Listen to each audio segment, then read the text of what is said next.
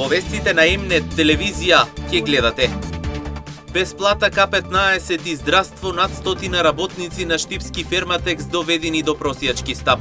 Немаат исплата на платата за април, мај и јуни, а згора на се ниту К-15. Револтирани и разочарани со солзи во очите, работниците дури и пред пензија молат институциите да постапат одговорно.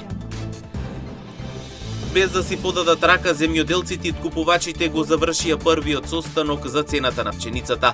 Истата е можно да биде ниска. Преговорите продолжуваат наредната недела, откако ќе се направат анализите колкави ќе бидат приносите за пченицата во регионите Пелагонија и Овче поле.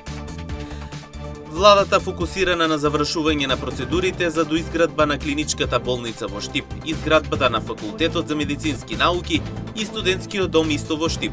Премиерот Мицкоски посочи дека имале меѓународен повик за да се пронајдат финансиери за овие проекти.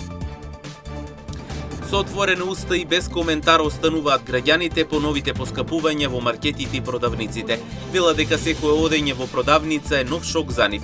Само во мај храната поскапела за 1%, а трошоците за живот се зголемиле за 0,6%. Со вестите почнуваме веднаш по рекламите.